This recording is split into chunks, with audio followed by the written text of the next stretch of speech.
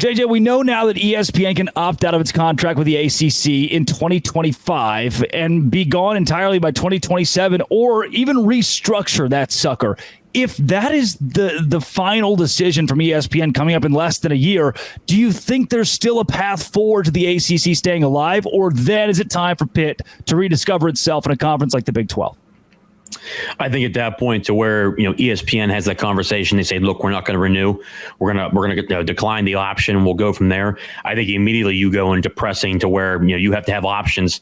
If I had to bet, I'd probably, ESPN would have a shorter stake. And I think you'd probably, from what I've been told from numerous people, Amazon's been looking to get in the game. Apple being obviously the CEO, Tim Cook, being a Duke alum, I'm sure he would get involved because he wanted to get involved with the Pac-12. You get other people involved like that. You probably keep the CW for a national platform. But overall, I think immediately you send every school into a certain point to say, hey, we have no media contract. You have to look. If you don't look, you're not doing your university justice. You're actually hurting your university by not looking. So I think overall, if a contract does get, the option does not get renewed, I think immediately you have schools looking to jump ship. And I think that the Big 12 will certainly have their picks. And if your mark comes across the board and says, hey, here's our offer, you get pro rata, you're coming over here, you get a full stake. Plus on top of that, till 2031 contract is when our contract, the Big 12's media rights goes till. I think overall it's a good shot. And if it makes sense, you got to do it. And I think you don't even wait for the next offer or counter offer. But that would be, in my opinion, if they came out in February and said we're not renewing, then yeah, they're in trouble. The reason that I am so confident in Pitt staying alive moving forward, and again, it's tough to be for a school like Wake Forest. The reason why I am with Pitt, they're sitting per the EADA and these latest numbers that really hover around 2022 alongside schools like Ole Miss, Baylor, North Carolina, Arizona, UCLA in the 30 to 40 range of athletic revenue. Now, EADA isn't always exact. A lot of that comes in is big donor money, but the higher you are, the better spot you're in. And Pitt is in a very comfortable spot money-wise. They're also in a spot that lines up with the Big 12. There's a good swath of teams from the conference that are right there, which is why I think this makes the most sense. And I'm going to go back to a point that we've already talked about a bit. The Big 10 and the SEC, is that completely out of sight, out of mind, impossible? Is there no way to get Pitt wiggled into the Power 2 here? Is it Big 12 or bust if the ACC is gone? Yeah, I'd have to agree. I think at this point, I think maybe early on, before Oregon and Washington really got added, there was certainly that conversation we talked about before, that there was a conversation about Oregon and Washington adding those teams in. Kevin Warren was still the commissioner of the Big Ten. You had those conversations. I don't see the SEC going anywhere up north. I think that Greg Sankey has really developed himself in terms of who he's keeping in his region. He's really built a powerhouse down there. He's doing what he needs to do for the SEC. So I would say really the Big 12 is where it's at. And like you said, when it lines up with the Big 12, Pitt's in really good shape money-wise. I think, the really good thing since 2020, even with COVID, the applicants have been through the roof. I mean, we've actually broken records for applicants now.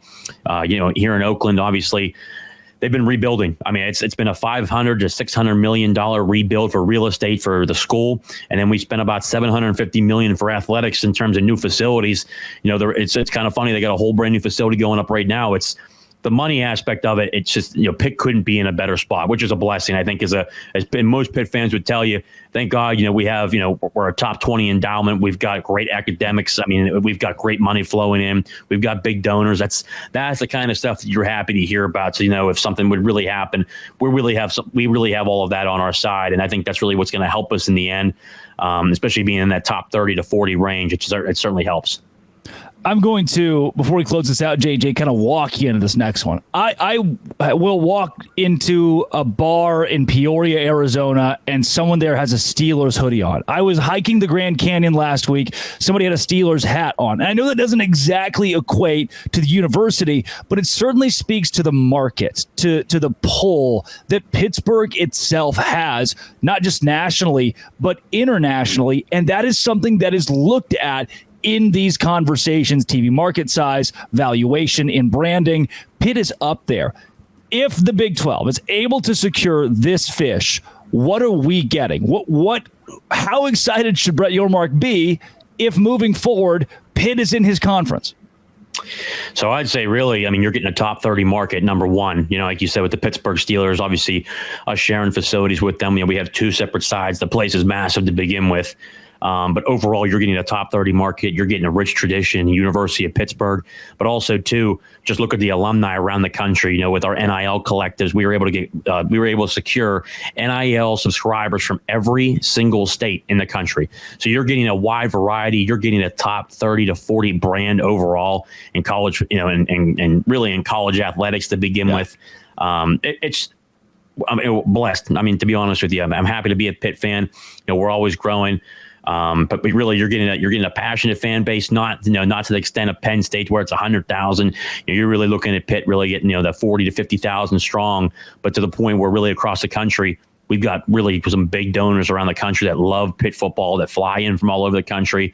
Doesn't matter where we go, if we're in Charlotte, if we're in Miami, if we go over to Phoenix, doesn't matter. It's a true blessing, but it's a great brand. And obviously I love the University of Pittsburgh, and it's been a great addition to anywhere we've been. So you're going to get certainly a good, passionate fan base. Really competitive, but more importantly, just good people overall. And I think it'd be a really good fit for the Big 12 if that opportunity came. I love just the idea of reviving Pitt and West Virginia in a conference game is huge. And JJ, as somebody I was at Baylor as a student when the Big 12 lost Oklahoma and Texas, and to hear these conversations happen and not have Baylor involved, it sounded like the athletic brand was not enough to keep Baylor in a power conference. I remember what it was like to feel as though, okay, we're going to be given the Washington State treatment, which at the time we didn't understand, but that's where the trajectory was for Pitt. It's not. So the fact that you said blessed is a great way to put it. Pitt is in a beautiful spot in expansion and realignment, and that is something not every school can say. And I know it is something that you are covering consistently. Where can folks find your work? Yeah, so you can find me on Twitter, or they call it X now, at JJ_Kitchen40. But also, too, you can find everything that we do over on Twitter at Talking College Football with JJ Kitchen. Again, it's been blowing up for quite a while now, just because, one, just the good people like yourself, but also, two, Jason Watkins, all those guys, Coos, you've had on here before. Just a good collective group of people who are very intelligent, knowledgeable, dedicated to the craft. That truly thankful to be on the show, and certainly hope to see people over at Talking College Football with JJ Kitchen. Tell you what, there is an art I get to following the Brett McMurphys of college football, and those guys sure work hard. But I am a true believer that those in the weeds, those in these circles of college football, are the ones getting the most information first, and they're putting it out in a very journalistic and respectful way. JJ, you're one of those guys, along with Coos. You mentioned Watkins. They're always looking for information in the right places with fan bases and people in mind, more so than anybody else out there. It's always worth a follow.